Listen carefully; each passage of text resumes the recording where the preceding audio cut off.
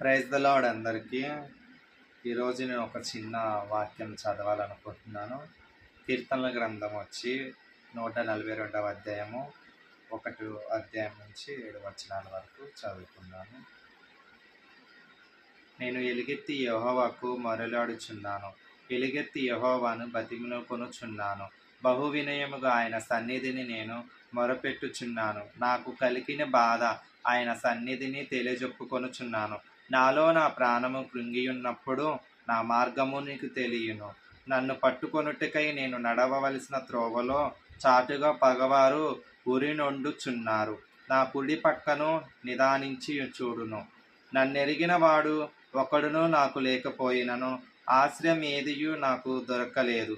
నా ఎడల జాలిపడివాడు ఒకడునూ లేడు. యెహోవా, నీకే నేను మొరపెట్టుచున్నాను. నా ఆశ్రయ దుర్గమా నీవే. సజీవులున్న భూమి మీద నా స్వస్థము నీవే అని నేను అనుకొంటిని. నేను చాలా కృంగియున్నాను. నా మొరకు చెవియొగ్గుము. నన్ను తరుమువారు నాకంటే బలిష్ఠులు, వారి చేతుల నుండి నన్ను విడిపింపుము. నేను నీ నామమునకు కృతజ్ఞతాస్తుతులు చెల్లించుచున్నట్లు చెరసాలలో నుండి నా ప్రాణమును తప్పింపుము. అప్పుడు నీవు నాకు మహోపకారము చేయుచున్నట్లు చూచి నీతిమంతులు నన్ను బట్టి అతిశయపడదురు. ఈ వాక్యాన్ని బట్టి మీకు ఏమర్థమైంది?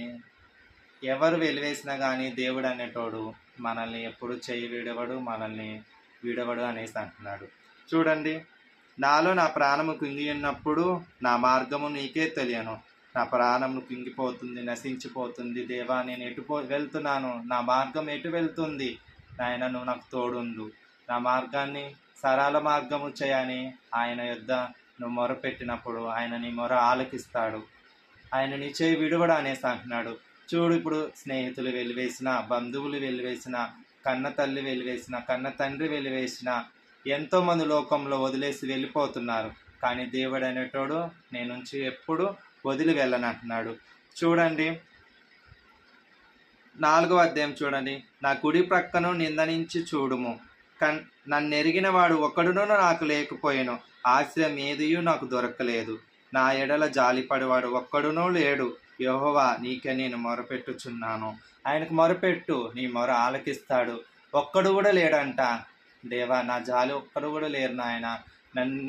నా స్థితి ఏంటి, నా పరిస్థితి ఏంటి అని నువ్వు ఎప్పుడు బాధపడుతున్నావు, ఎప్పుడు వేదన పడుతున్నావు, ఆయన ఎదుట నీ బాధ, నీ వేదన అన్నీ ఆయన ఎదుట చెప్పు.